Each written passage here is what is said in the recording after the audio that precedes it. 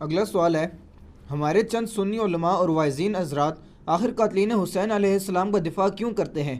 کیا اس کی وجہ یہ تو نہیں ہے کہ ان قاتلین میں جید صحابہ کی اولادیں بھی شامل ہیں؟ مثلا انس ابن مالک کا بیٹا سنان بن انس اور سعد بن ابی وقاص کا بیٹا عمر ابن سعد۔ علی بھائی کا اس حوالے سے کیا موقف ہے؟ میں تو اس سوال کے ساتھ اختلاف کرتا ہوں. ہمارے سنی علماء کبھی بھی قاتلین حسین کا دفاع نہیں کرتے، نعوذ باللہ. یہ ضرور ہے کہ وہ منہ چھپاتے پھرتے ہیں، وہ کہتے ہیں بس بتاؤ نا کہ کس نے کیا ہے.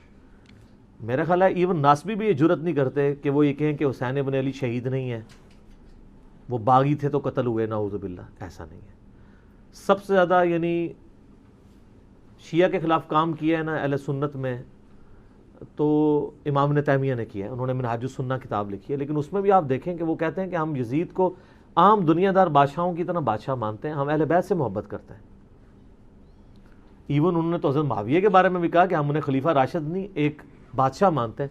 اور انہوں نے کلیئر کٹ لکھا کہ ربیع الاول 11 ہجری میں نبی اسلام کی وفات ہوئی اور 41 ہجری ربیع الاول میں صلح حسن ہوئی، اور نبی اسلام کی حدیث تھی کہ میرے بعد خلافت 30 سال رہے گی. تو وہ کہتے ہیں دیکھو ایگزیکٹ ربیع الاول میں صلح حسن کے بعد خلافت راشدہ ختم ہوگی، خلیفہ راشد 5 ہیں، ابو بکر، عمر، عثمان، علی اور حسن ابن علی. حضرت معاویہ اسلام کے پہلے بادشاہ ہیں. یہ تو وہ بھی مانتے ہیں. انہوں نے بھی کبھی یہ بات نہیں کی ہے کہ ہم قاتلین حسین کا دفاع کریں گے. ایون ڈاکٹر ذاکر نائک صاحب سے بھی مسئلہ مس ہینڈل ہوا جس میں میرا لیکچر بھی آیا تھا. انہوں نے بھی بعد میں جو ویڈیو ریکارڈ کی انہوں نے کہا میں آج کی ڈیٹ میں حضرت حسین کے قاتلین پر لعنت بھیجتا ہوں. تو کوئی قاتلین حسین کا دفاع نہیں کرتا. البتہ یہ ضرور ہے کہ چند ایک ناسبی جو کٹر قسم کے ہیں جن کو میں سنی نہیں سمجھتا، نہ بریلوی ان کو اون کرتے ہیں، نہ دیوبندی اون کرتے ہیں، نہ اہل حدیث اون کرتے ہیں. ناسبیوں کا کوئی اوقات نہیں ہے کہ ان کو کسی پلیٹ فارم پہ کوئی اون کرے. ہمارے جیل میں ایک بہت بڑا ناسبی تھا، فیض عالم صدیقی، ایک مسجد میں اتنا عرصہ جمعہ اہل حدیث کی مسجد میں پڑھاتا رہا، لیکن آج اگر آپ اہل حدیث سے پوچھیں ان کو اون نہیں کرتے. چاند کوئی ضد میں کر لیں لادہ بات ہے، ادروائز وہ اون نہیں کرتے. شیخ زبیر علی زئی صاحب نے باقاعدہ اپنی کتاب فضائل صحابہ میں لکھ دیا کہ فیض عالم صدیقی اہل حدیث نہیں ہے، ان لوگوں نے لبادے اڑے ہوئے ہیں. بڑے سخت الفاظ انہوں نے لکھے تھے. باقی یہ جو بات ہے نا صحابہ کی اولادیں، ایک بات تو اس میں ٹھیک تھی، عمر ابن سعد تو واقعی سعد ابن ابی وقاص کا بیٹا تھا، لیکن جو سنان بن انس ہے نا جس نے حضرت حسین علیہ السلام کو آخر میں وار کر کے شہید کیا، ان کا سر کاٹا تھا، وہ حضرت انس ابن مالک کا بیٹا نہیں ہے. اس کا ویسے نام ہے سنان بن انس نخعی، یہ تو قبیلہ ہی اور ہے. البتہ یہ ضرور ہے کہ جب صحیح بخاری میں 3748 نمبر حدیث ہے جس میں امام بخاری نے حسین کے ساتھ علیہ السلام لکھا ہے، جو دارالاسلام والوں نے عربی والے سے نکال دیا ہے، لیکن اسلام 360 میں، سعودی عرب کی کتابوں میں، دارالکتب العلمیہ کی کتابوں میں، سعودیہ کا جو مکتبہ تو شاملہ ہے اس میں بھی علیہ السلام موجود ہے. لیکن سارا نہیں نکالا. بخاری میں جہاں حضرت فاطمہ کے ساتھ علیہ السلام لکھا ہوا ہے وہ ابھی بھی دارالاسلام والوں کا موجود ہے، نکالا نہیں ہے.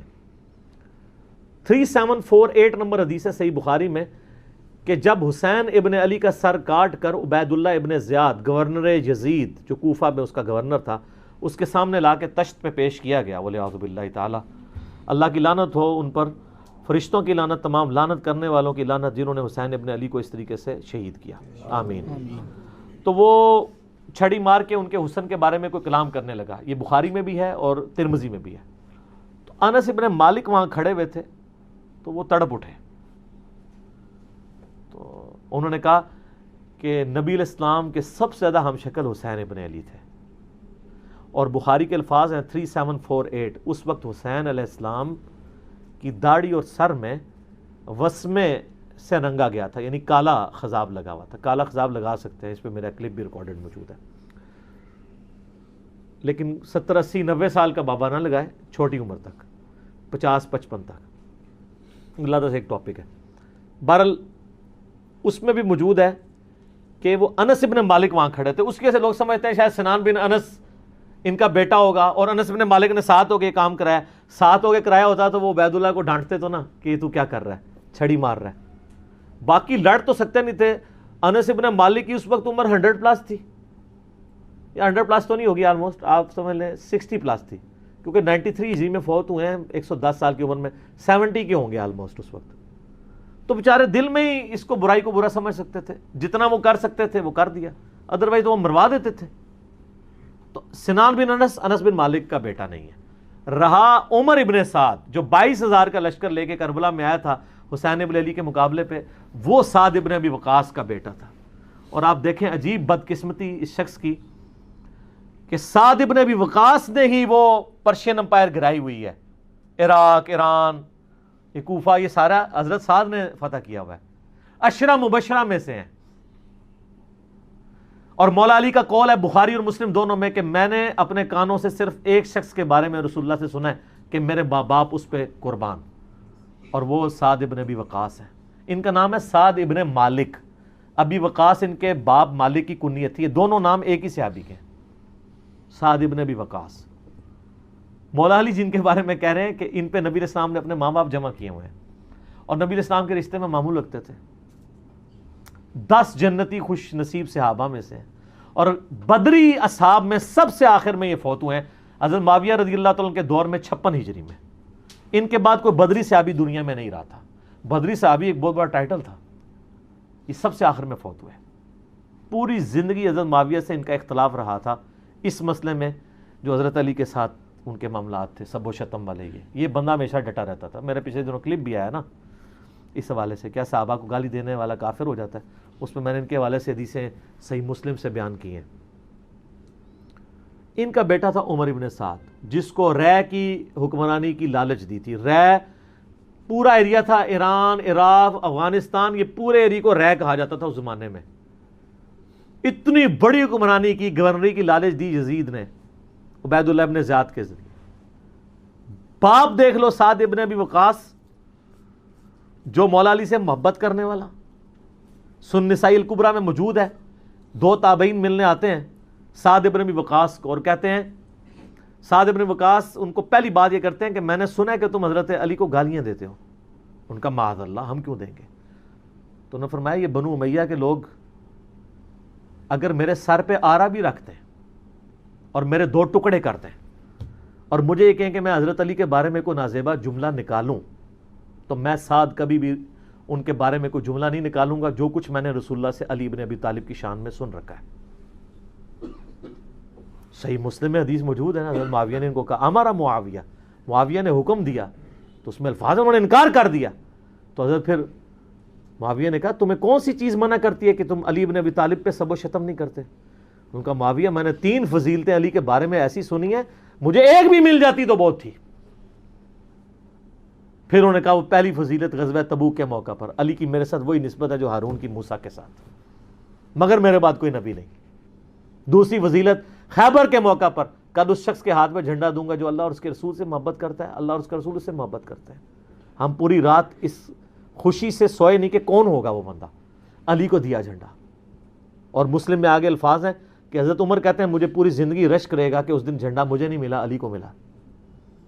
اور تیسری فضیلت سن معاویہ، جب نجران کے عیسائی آئے تو آیت مباہلہ نازل ہوئی، آیت نمبر 61 آل عمران کی، تو نبی علیہ السلام اپنے بچوں میں سے حسن و حسین، فاطمہ اور حضرت علی کو لے کے اور کہا اللہ میرے یہ اہل بیت ہیں۔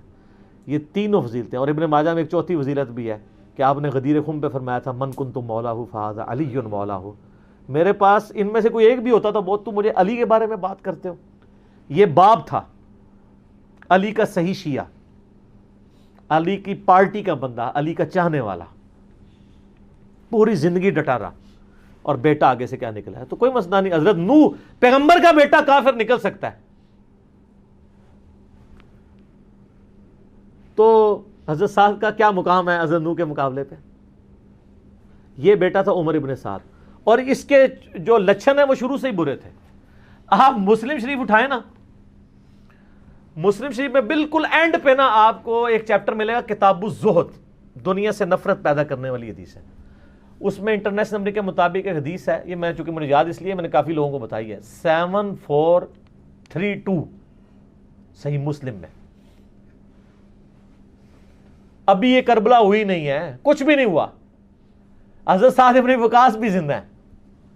تو سعد ابن ابی وقاص اپنے کھیتوں میں ہل چلا رہے ہوتے ہیں یا وہ بیج والا کام کر رہے ہوتے ہیں، تو وہ ان کے ساتھی کہتے ہیں اتنے میں ان کا بیٹا سامنے سے آتا ہے۔ تو حضرت سعد جب اپنے بیٹے کو دیکھتے ہیں عمر ابن سعد کو، تو کہتے ہیں اے اللہ اس سوار کے شر سے میں تیری پناہ میں آتا ہوں۔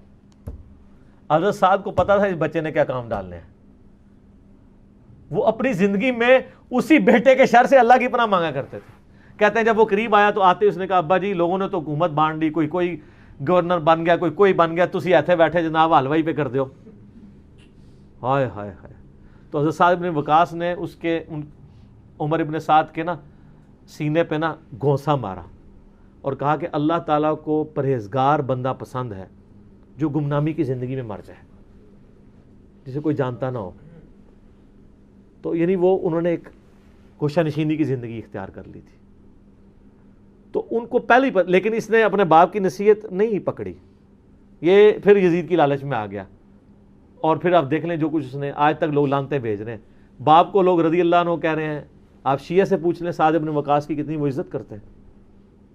میں ابھی کل ایک کلپ وہ ایک شیعہ عالم تھے سید جواد نقوی صاحب کا سن رہا تھا, تو وہ اتنی تعریفی کلمات کہہ رہے تھے اور بتا رہے تھے کہ بھئی بیٹا یہ نکلا اور باپ کو دیکھیں, باپ نے ایران فتح کیا تھا, دوسری بڑی سپر پاور گرائی تھی, اور بیٹا آگے سے کیا نکلا.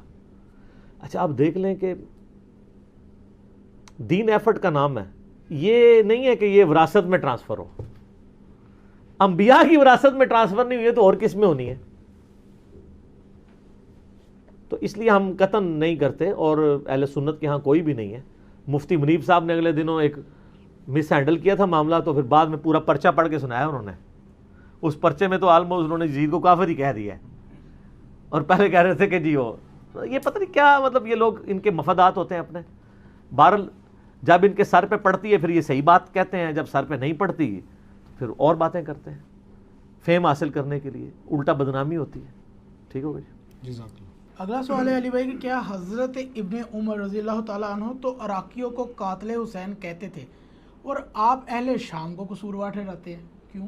ہاں وہ اس لیے کہ اوپر حکومت تو اہل شام کی تھی نا, عراق تو ایک صوبہ تھا نا.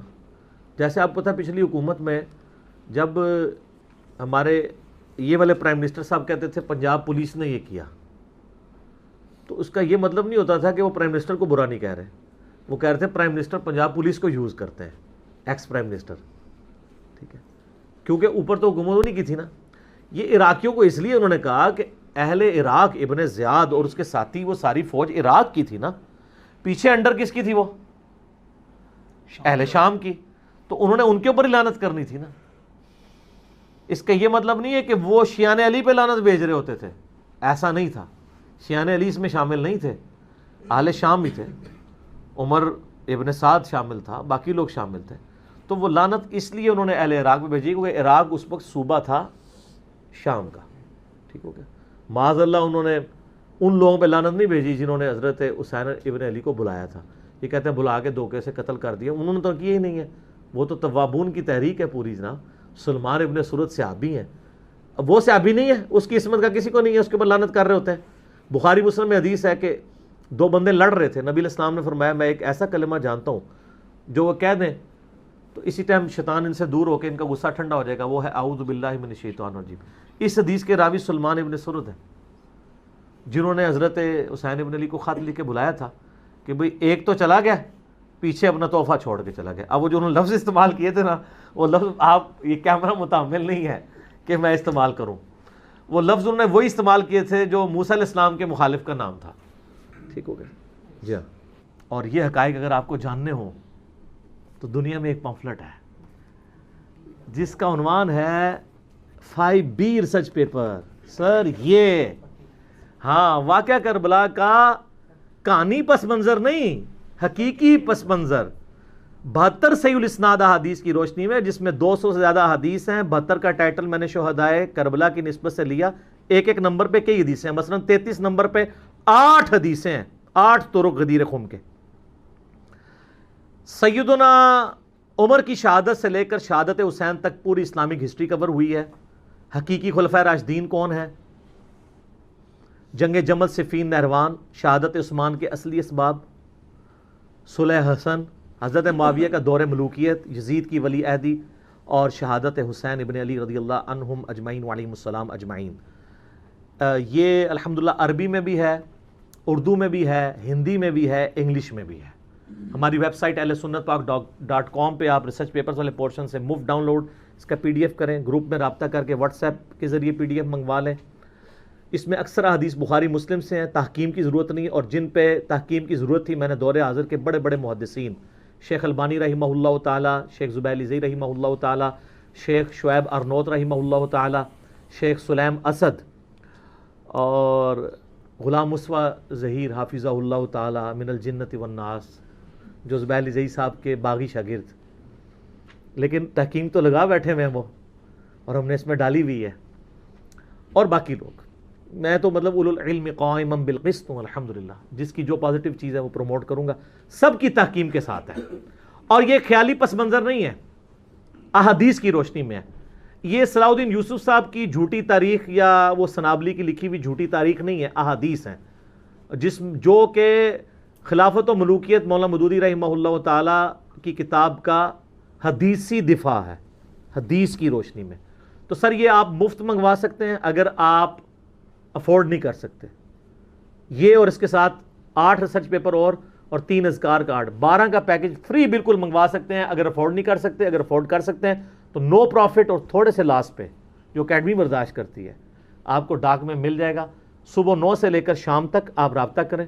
200 روپیز ہم نے رکھے ہوئے ہیں, ایک ریسرچ پیپر نہیں سر. یہ ریسرچ پیپرز کی فوٹو کاپی بھی آپ جو کلرڈ ہم نے پرنٹ کیے ہیں نا, photo copy black and white 80 gram page پہ جس میں ہم نے پرنٹ کیا ہے, 200 کی فوٹو کاپی نہیں ان کی ہوتی جو ہم کلرڈ آپ کو دے رہے ہیں. اور جو ضرورت مند ہے ہم اس سے سرٹیفکیٹ بھی نہیں بنوائیں گے, بس صرف وہ اللہ کو عالم و ناظر جانتا ہوا کہہ دے میں ضرورت مند ہوں, ہم کوئی تحقیق نہیں کریں گے, فری بھجوائیں گے. اور یہ قیمت بھی اس لیے رکھی کہ بعض لوگ اس کو مس یوز کر رہے تھے, پھر بھی اس کو نو پروفٹ اور تھوڑے سے لاس پہ ہی رکھی. صبح 9 سے لے کر شام 5 بجے تک آپ ہمارے اکیڈمی کے نمبر پہ رابطہ کریں, +92 کے کوڈ کے ساتھ 3215900162. پاکستان میں کریں گے تو 032159000162 کال کریں, انشاءاللہ تعالیٰ آپ کے گھر ہی آ جائے گی. اس کو پڑھیں, اور جس کو زیادہ جلدی ہے تو ویب سائٹ سے ابھی ڈاؤن لوڈ کریں اور پرنٹ آؤٹ نکال لیں, 40-50 روپے کا نکل آئے گا. تو انشاءاللہ آپ جب اس کو پڑھیں گے تو آپ کو پتہ چل جائے گا کہ اصل میں احادیث کے ماننے والے کون ہیں اور صرف اہل حدیث کا لیبل لگانے والے کون ہیں. یہ بڑا مشکل کام ہے. تو میں نے الحمدللہ آج یہ ٹروتھ ریویل کر لیا, لہٰذا محمد بن عبد الوہاب صاحب کے بارے میں کوئی گمان نہ کرے کہ وہ ناسبی تھے, بلکہ وہ حسینی تھے کہ جو آج کے دور کے اہل حدیث کے نزدیک نیم رافضی تھے. اسی پہ میں کنکلوڈ کرتا ہوں. ٹھیک ہو گیا جی, یہ میں جوک کے طور پہ الزامی بات کے طور پہ بول رہا ہوں. ٹھیک ہو گیا جی.